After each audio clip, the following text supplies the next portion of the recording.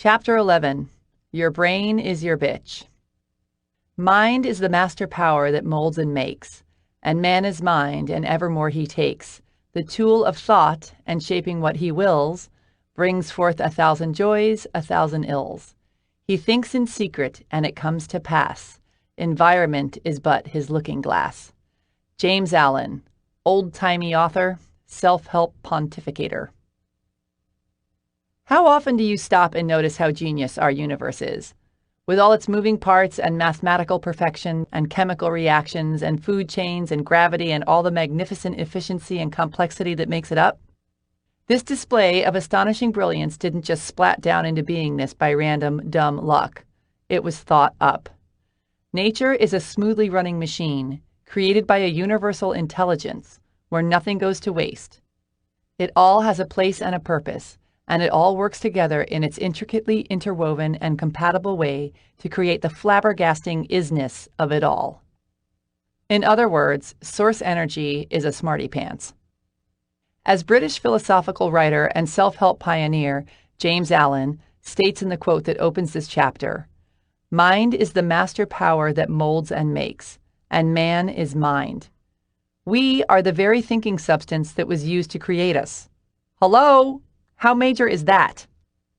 This is why positive thinking is all the rage and negative subconscious beliefs are so gnarly, and why meditation and learning to guide your thoughts and love yourself can change your life. Our thoughts are the most powerful tools we've got. I think, therefore I can create awesomeness or horrendousness. But the bottom line is that it's through our thoughts that we create our realities. It's also why buying into whatever illusion you're living in the present moment is selling yourself so short if it's anything less than what you truly desire. You created the reality you now exist in with your thoughts, which means you can use the very same power of thought to change it. As Wallace Wattles, author of The Science of Getting Rich, so brilliantly states, "To think what you want to think is to think the truth, regardless of appearances. To think what you want to think is to think the truth." Is that not the best news ever? It doesn't matter what your reality looks like at the moment, because where you desire to be is the truth, the whole truth, and nothing but the truth. And if you fixate your mind on this truth, believe that it is real and already here, and take decisive action, it will manifest itself.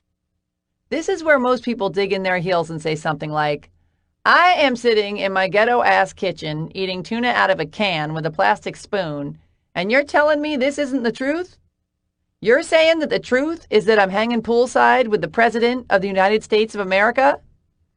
If you truly desire to hang poolside with the President of the United States of America and are hell-bent in your mind and your actions to create it, it's the truth. Have you ever noticed how a bunch of people can go through the same course? Let's say a class on how to start your own coaching business, and they all get the same exact information and tools, but some will come out of there and totally rock it, and others will fall flat on their faces. Even if they all have the same desire to succeed, create beautiful marketing materials, and do similar things, it's the ones with the proper mindsets who will succeed. The ones who kick ass are the ones who can see themselves kicking ass, who truly believe in themselves and what they're selling, who remind themselves how much they want to better people's lives with their coaching, who are excited to get compensated for selling it, and have no limiting subconscious beliefs holding them back. The ones who feel weird or who worry that they're being pushy and annoying, or who subconsciously believe that they don't deserve to or can't succeed, they're not going to do so good. Your thoughts and beliefs dictate your reality. So if you want to change your reality, you have to change your beliefs. The problem is that most people are real protective of their beliefs and are usually fairly crotchety should you suggest that perhaps there's another version of the truth. I'm bad at sales. I have terrible luck. I'm scared of flying. Marriages don't last. I have ugly feet. I'm broke. Are you calling me a liar? Do you see a hot boyfriend on my arm? No, you don't. You see a cat on my lap next to my needlepoint project because I stink at relationships. That is the truth, and that has always been the truth. And that will be your truth as long as you choose to think it. As long as you feed the beast, it shall live. The moment you have the audacity to start believing in the not yet seen, your reality will begin to shift. The following is hugely important, so please pay very close attention. You have to change your thinking first, and then the evidence appears. Our big mistake is that we do it the other way around. We demand to see the evidence before we believe it to be true. Remember, everything you desire is right here, right now. You just have to shift your perception in order to see it made manifest. Okay, fine. I believe that I'm hanging poolside with the President of the United States of America. Now what? Do I just call? Or show up at the White House in my flip-flops with a towel around my neck? When you take the leap and believe in the not yet seen, you aren't supposed to know how to make it happen, because if you knew how, you probably would have done it already. This is about radically changing your reality, so the way to go about it is also most likely outside of your present awareness. Your job isn't to know the how, it's to know the what and to be open to discovering and receiving the how. Keep your thoughts directed at your goal, do everything that you do know how to do to make it happen, decide with unwavering determination that it will happen, and be on the lookout for the opportunity. I had a client who went to Tuscany and looked at a house that was for sale while she was there. At the time, she was a bartender and a poet and could barely scrape together the money to buy a plane ticket to Italy, let alone buy a Tuscan villa, but she checked it out anyway and completely fell in love with the place. While she instantly knew in her soul that it was her house, she also knew that her bank account had tumbleweeds blowing through it, but she asked the owners to take it off the market anyway because she was going to figure out a way to buy it. So she flies home in a stupor, thinking that perhaps she's gone completely insane, but she sticks to her guns and starts asking around for ideas. She is almost immediately buried beneath a pile of warnings from everyone around her. It's a huge responsibility, not to mention all the complications that come with being in another country. And last time I checked, you don't speak Italian, nor are you a citizen, nor do you know a single thing about home ownership. And considering you can't even afford to get your teeth cleaned, how are you planning on paying a mortgage and yada, yada, yada, yada, yada? Yet, she keeps on going because in spite of all the evidence otherwise, she believes this is her house. This is her truth. Finally, someone mentions the idea of pre-renting blocks of time in the house to raise the money to buy it. People could pay her for their time a year in advance. She would just need to sell enough blocks of time to pay for the house, and voila! Cut to her discovering this sort of thing is illegal, going back to the drawing board, trying a million other things, discovering that it's actually not illegal, then pre-selling enough rental slots and borrowing some money, and to make a very long and upsy-downsy story short, she's owned the villa for several years and is thinking about buying another. You have got to get a handle on your thoughts if you want to change your life. As Albert Einstein so aptly noted, the world as we have created it is a process of our thinking. It cannot be changed without changing our thinking. Here are some tried and true ways to show your brain who's driving the bus. 1. Ask and it is given. Get quiet, get in the zone, and get in touch with source energy. Clear out the chatter in your brain and create a clean, uncluttered space to impress the thoughts of what you want into the giant thinking substance that is source energy. Ask for what you want, send out a nice, clear message in a nice, clear space, and begin the manifestation process. 2. Act as if. If you want something badly, even if you don't have any evidence that it's possible for you to attain, believe it is anyway. Fake it until you make it. Do it in spite of yourself. Act as if. If you have an intense, undying desire to hang poolside with the President of the United States of America, think about the things that a person hanging poolside with the leader of the free world would do. Go pick out the bathing suit you're going to wear. Think of what you're going to talk about. Get your photos of your trip to the Grand Canyon together to show the commander-in-chief. Get ready for the event. Tell yourself it's happening. Act like it's happening. Put yourself in situations where you will meet people who can make this happen.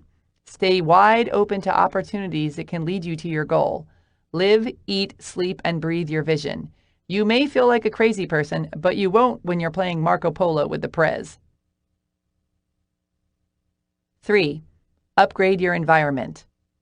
If you aspire to have a more up-leveled and inspiring lifestyle than you presently have, and you're actively visualizing this for yourself, It's going to be quite the struggle to keep your thoughts large and in charge if every time you pull up to your rickety-ass home, you hear the Sanford and Son theme song start up in your head.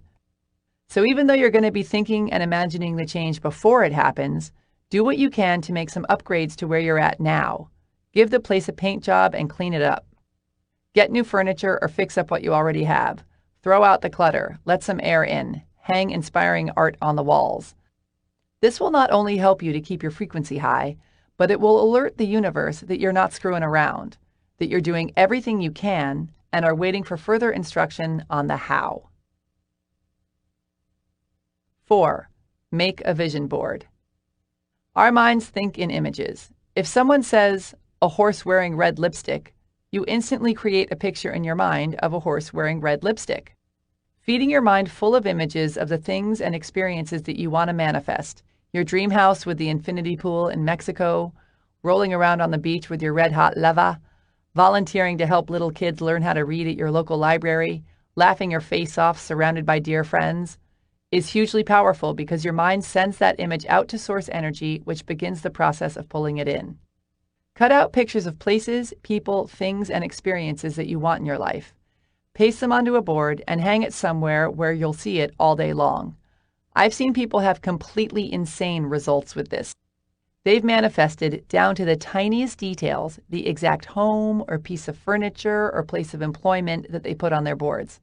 It's freaky deaky and super easy. It's like having a craft day with God. Give it a shot. 5. Surround yourself with people who think the way you want to think. When you hang out with whiners, pessimists, tweakers, bleakers, freaker-outers, and life is so unfairers, it's an uphill climb to keep yourself in a positive headspace. Stay away from people with tiny minds and tiny thoughts and start hanging out with people who see limitless possibility as the reality. Surround yourself with people who act on their big ideas, who take action on making positive change in the world, and who see nothing as out of their reach.